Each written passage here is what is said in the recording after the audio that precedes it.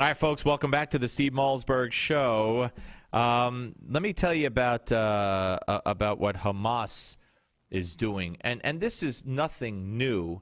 Hamas, the terrorist group that occupies the Gaza Strip. By the way, Egypt is waging a war on Hamas, or should I say the Egyptian military is waging a war on Hamas. And with any luck, the Egyptian military will annihilate Hamas. So joining us right now to talk about this is Steve Emerson, our friend, terrorism expert, founder of the Investigative Project on Terrorism. Hello, Stephen. Hi, Steve. How are you? I'm okay. Good. I was just talking about, I was reading recently that, the Egyptian military doesn't want any part of Hamas. They see it as an offshoot of the Muslim Brotherhood, which they've outlawed, and it's right next door in the Gaza Strip. So they're gonna try to get them militarily as much as they can. So that's the good news of the day, right? It's great news. I mean, after we rescued Hamas during the Israeli attempts to stop their rocket attacks, and the U.S. government came in and elevated Hamas to equal standing with Israel, and elevated Morsi, who's then head of the Muslim Brotherhood, head of Egypt, to a standing of a diplomatic leader when he was really just a thug. Finally, the Egyptians they realized who their real enemies are, and it's Hamas that basically unleashed the Sinai jihadists, and it's Hamas that conspired with the Muslim Brotherhood to carry out violence in Egypt. So their efforts to clean up Gaza, thank God. I mean, bless them for doing it. Yeah, well, I'm sure Obama will try to preempt that and start talks with Hamas immediately.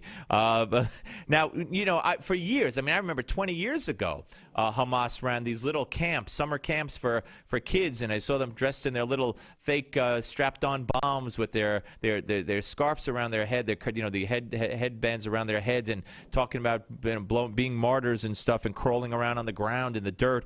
And now we have 13,000 high school students participating in a week-long training camp here to enable teenagers to, quote-unquote, follow in the footsteps of suicide martyrs, and they're learning to be terrorists. Like I guess the many a good portion of the Palestinian people want their kids to be. Yeah, I mean, this is just it's horrific to see that number of students who are being nurtured on this suicide bombing ideology, and yet the State Department spokesman hasn't said one word of criticism. Instead, they've reserved their criticism for Israel, for the blockade they have on Gaza, which was instituted, as you know, to stop Gaza from rocket attacks and using the concrete that Israel was shipping in to build tunnels and to build underground weapon shelters.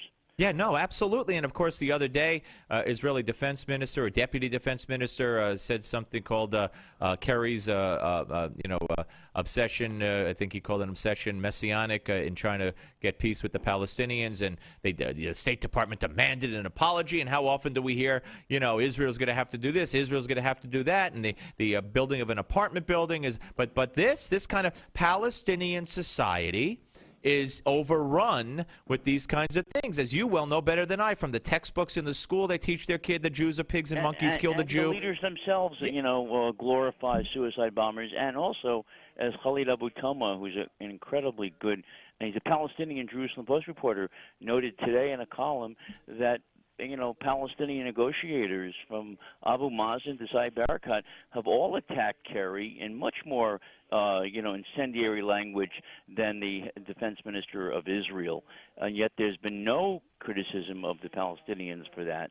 In fact, what the defense minister said, unfortunately, regrettably, it's quite true.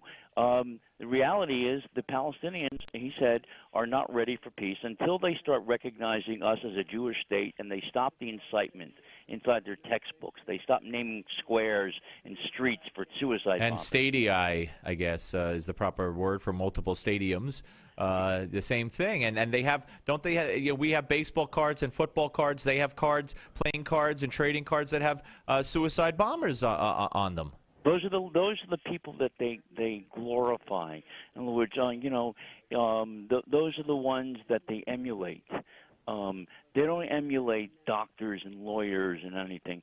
They emulate those who carry out the worst type of horrific, attacks against Israelis or against Americans. Remember that after 9/11, there were celebrations in Gaza. Oh, absolutely, and we saw them. And you know what? Here's the thing: we only have a minute, Steve. I really wish we had, the support that Israel has in the Congress is evident, but they really need, or Netanyahu needs to do this and stand up and say, okay, we'll talk, but here's our precondition. Stop the incitement. Like you said, stop the incitement, close the camps, get the crap out of the textbooks, and end the glorification of homicidal bombing maniacs. But, Israel doesn't say that. Maybe. Not only that, but we know at the press conference on January 7th when a reporter asked the State Department spokesman, will you condemn Saeb Erekat claim that Israel poisoned Arafat, this conspiracy theory? The State Department spokesman said, well, we don't want to condemn anybody. Everyone has their views, Hey, listen, Steve, got to go. Steve Emerson, the head of the Investigative Project on Terrorism. Thanks for joining us, sir, on the Steve Malzberg Show. And Coulter and Peter King coming up. Don't go away.